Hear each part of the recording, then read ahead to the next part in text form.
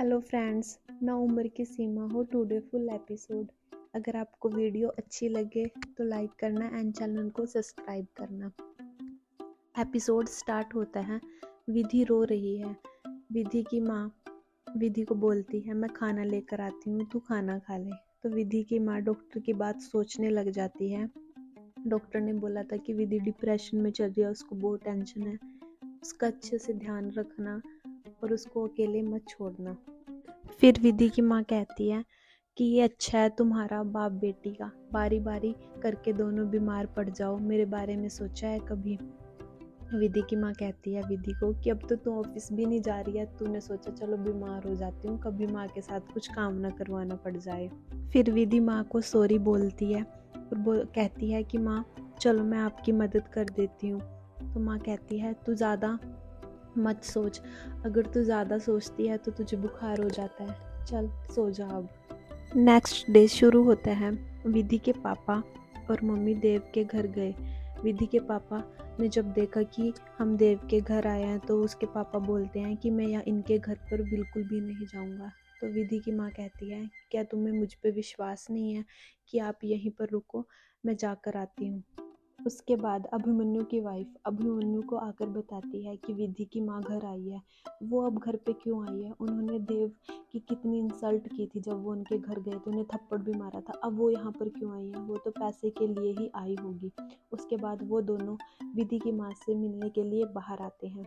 विधि की माँ देव की माँ से मिली। देव की माँ ने कहा आप यहाँ। विधि की माँ ने जवाब दिया कि मेरे पास यहाँ आने की एक वजह थी, इसलिए मैं यहाँ पर आई हूँ क्योंकि कुछ भी ठीक नहीं चल रहा है।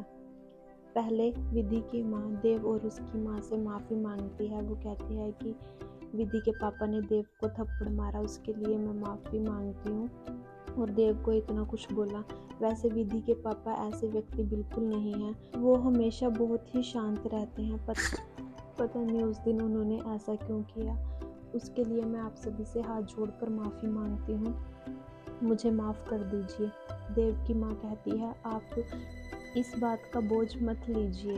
आगे विधि की माँ कहती है अब हम आगे की सोच रहे हैं, इतनी जल्दी तो हमें कोई रिश्ता भी नहीं मिलेगा। विधि की माँ कहती है सबको पता चल गया है, इतनी बातें बनाई जा रही हैं मेरी बेटी के बारे में, अब हमने फैसला किया है कि हम अपनी बेटी को आगे पढ़ाएंगे। ये बात सुनकर देव बहुत खुश होता है। देव कहता है ये तो बहुत अच्छी बात है।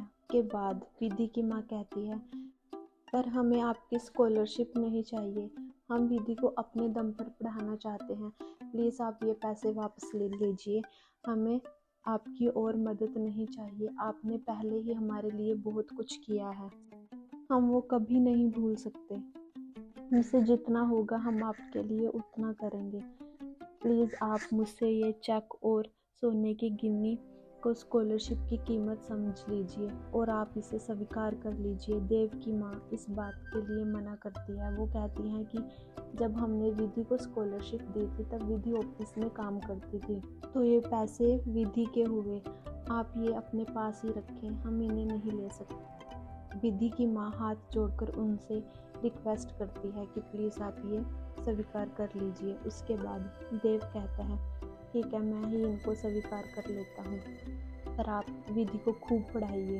विधि की माँ कहती है अब मैं चलती हूँ।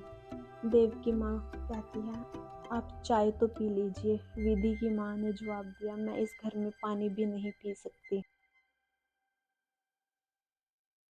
अगर आपको वीडियो अच्छी लगी हो तो वीडियो को लाइक करना एंड चैनल को सब्सक्राइब करना। मोर वीडियोस के लिए कमेंट करना। Thank you.